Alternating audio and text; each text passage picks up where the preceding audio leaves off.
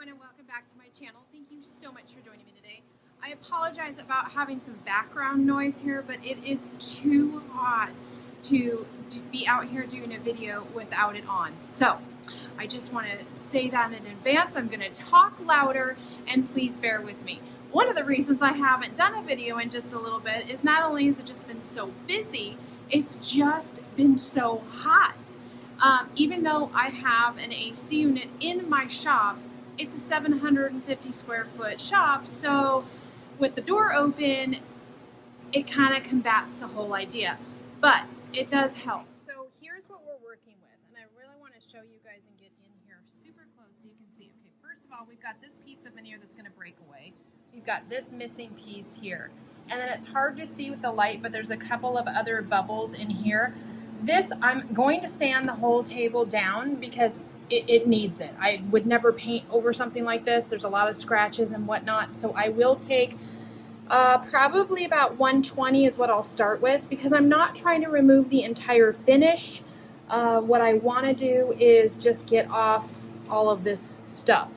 So under here, we've got this peeling veneer, and then we've got another piece that's peeling here. What I'm going to do to start the process is I'm going to take a razor blade and I'm going to cut around my peeling veneer. What this will do is allow me to not continually lift all the way down, but I can see where it stops bubbling, and that's where I'm going to go ahead and it's right about here. This is where the bubble kind of stops. So I'm going to go ahead and cut this whole piece of veneer out, and yeah, so we're going to start there. I'm showing you from another angle. So here you can see right here, that's what I'm talking about. This is where the veneer kind of stops bubbling, and so that's what I wanted you guys to see. It was hard to see from the other angle. Okay, so this is as close as I can get in for you guys to see, but what I'm going to do is just take a simple razor blade, and I'm going to go ahead and try to cut out around my bubbled area the veneer. First of all, this piece right here, this is just ready to break away. So instead of breaking it, because I don't want it to continue on down the line further if I don't have to, is I'm going to go ahead and score it, and then come down here and cut. Now it is kind of hard because it's veneer, and veneer is wood, but all I'm trying to do is get a line to score it so that I can hopefully break it away. This is what you want. You don't want to rip a big sheet. You want to try to break it away so that you get up what is coming up, but you don't take up what you don't want. So that's all I'm trying to do at this point. And see where I scored that line right there? It's going to start going. So I'm going to go right here down the middle and try to break it up.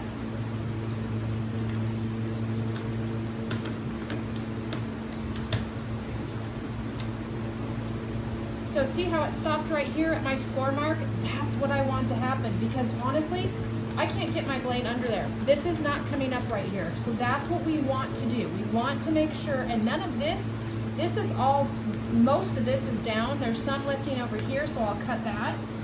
But the idea is don't peel it. When you start peeling it, you could get literally, if you really wanted to, you can get a whole sheet going. So you just want to pull up where you can feel and see that the veneer is coming up on its own. So I can still feel more, so I'm going to keep on going back. And I'm going to stop when I feel the resistance. When I feel that resistance, that tells me it's no longer bubbling and peeling in that area. So, and this is what I thought would happen. I figured, because I could tell that the bubble was pretty darn thick. All of this is down really, really well, so I'm not going to pick away at this. This over here, I still have some lifting going on, so I'm going to get that up. Because if you don't see how that's lifting, but over here, it's not at all. You don't want to peel where you don't have to peel and cause yourself to have more repair work. However, you do need to peel where it is, still loose, because you will have issues down the line. Maybe not right away, but the last thing you want, if it's your piece or your client's piece, okay, see how it can get away from you? But the last thing you want is for them to come back and tell you, you know, a year later, holy cow, my table is totally bubbled and peeled from where you did your repair. So the key is to make sure you get up where anything you feel is coming up. This is all down pretty darn solid.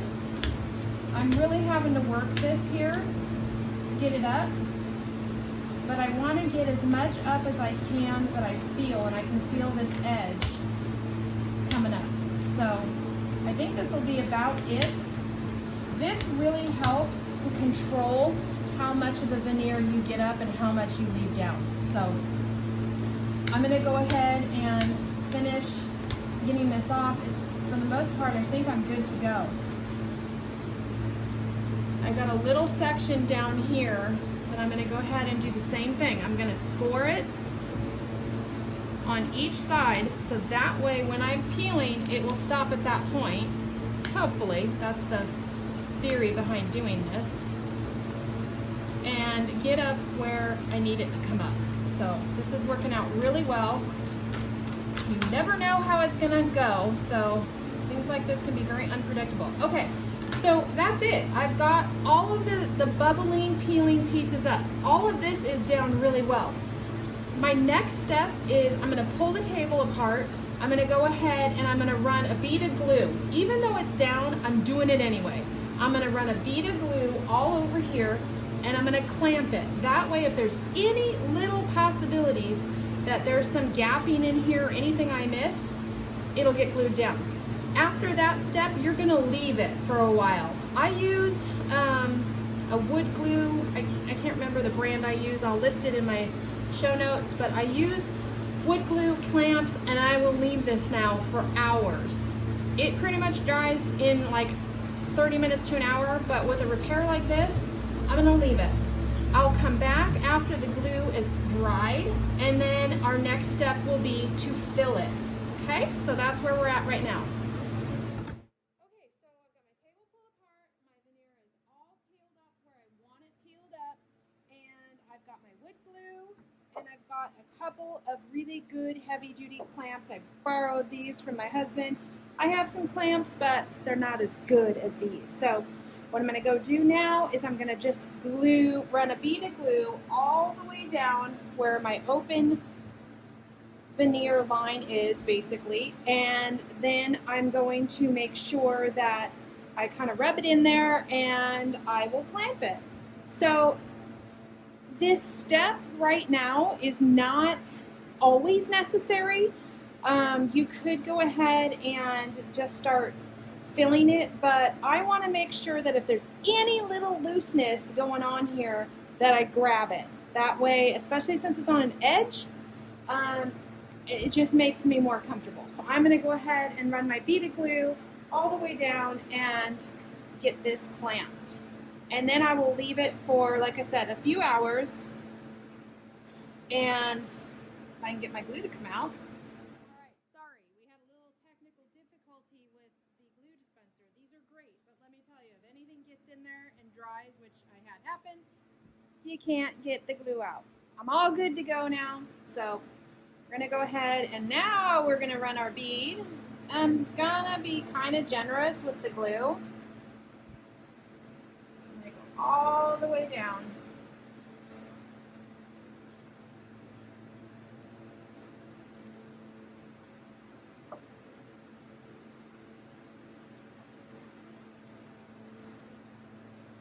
Don't worry how it looks, because I'm going to spread this around anyway.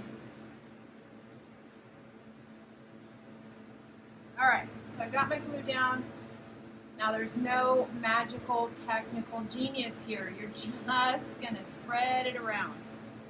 It doesn't matter if it's going to get on the other finished edge, because we're going to end up sanding this anyway.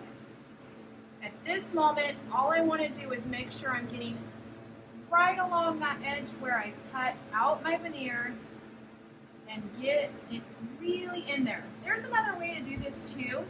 A lot of people use like syringes. You can fill a syringe with glue if you need to really get underneath. In this case, I don't need to do that because I was able to really peel away everywhere I needed it to be peeled away, and I didn't really need to get under it. So I'm going to go ahead and clean this line up a tiny bit, and I will show you when it's clamped. So I'm all clamped up and ready to go. We're going to leave this now for a few hours, let this really set up and dry really well, and then our next step will be to wood fill it. That's what we're going to use today. You can use Bondo or wood filler. It's your choice. Both will do the job. I don't have any Bondo on hand, so we're going with the wood filler, which I've done plenty of times, so it works beautifully. So we'll be back shortly.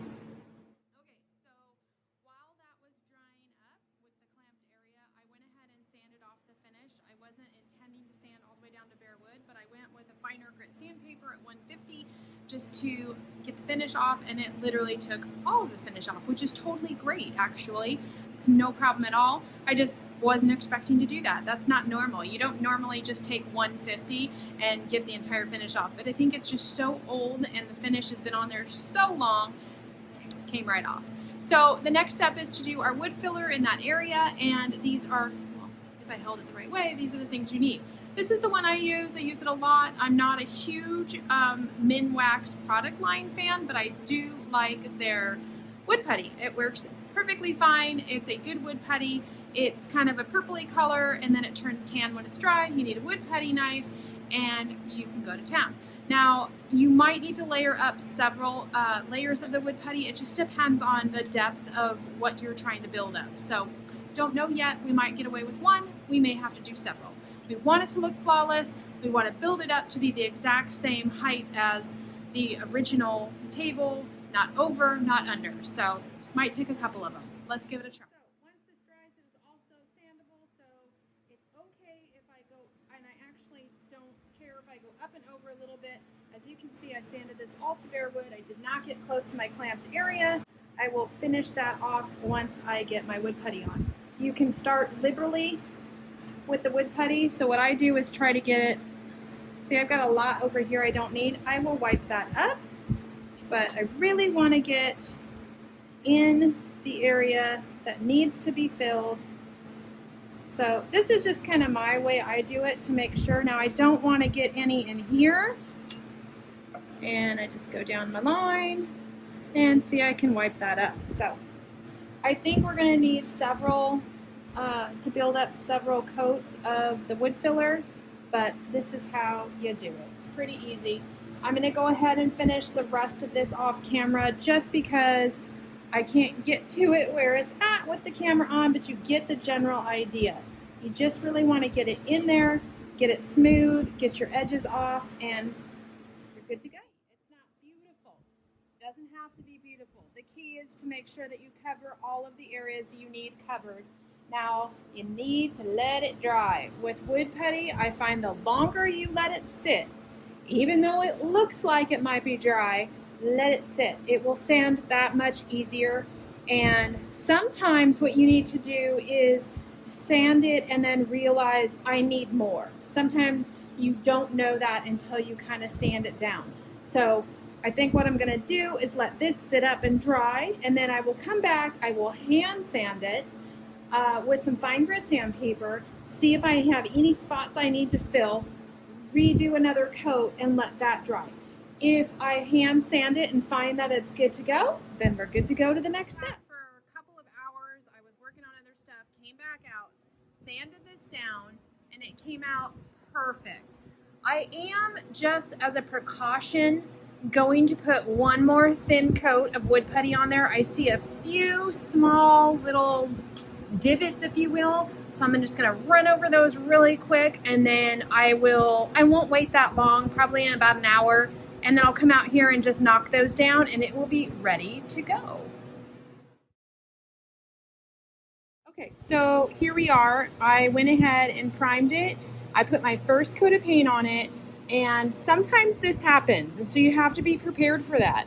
Sometimes it can look perfect when it's raw wood, and then once you prime and put your first coat of paint on there, you might see things that pop through. I saw a slight line and I just didn't like it, so I just needed to build it up just a tiny bit more. So it's okay to go ahead and put wood putty over your first coat of paint or primer. It's not going to hurt anything. I'm going to let this dry. I'm working on another project, and then I will come back and sand that smooth, and then I should be good. But sometimes that happens where you don't see something until you start to paint it or prime it. Okay, so I want to show you guys, I apologize about the light coming in right now, but nothing I can do. It's where the piece is sitting. But I wanted to show you really up close the repair. So the repair was done all along this line here, and as you can see, flawless. It has come out so good. I'm so happy. The majority of the repair was larger in this area here, and you can't tell. It looks so good. I'm so happy with the result. So this just goes to show you, with a little time, patience, and product, you can definitely fix that type of peeling veneer problem. Hey guys, so here is the tabletop. I'm gonna back up so you can just see it in its entirety. If you're wondering what the color is, it's General Finishes Queenstown Gray in Duro Poly, which is a great product for a tabletop, a dining table, because it's got paint and poly in one, it's super durable, and I don't have to top coat it. Alright guys, that is it. We are done with the process. So like I mentioned, you need a couple of things. You need a little bit of patience and a couple of tools, and you can fix it. It's not that difficult. So I hope that this video was helpful for you guys today. If you have any questions or positive comments, please make sure you leave them down below. I love engaging with you guys, and I will always answer every question. And I will catch you guys on the next video. Oh, keep in mind, if this was not detailed enough for you, I do offer virtual one-on-one lessons where I instruct on all things furniture. So if you need something more, please reach out. I'd love to talk to you more about that. Thanks, you guys.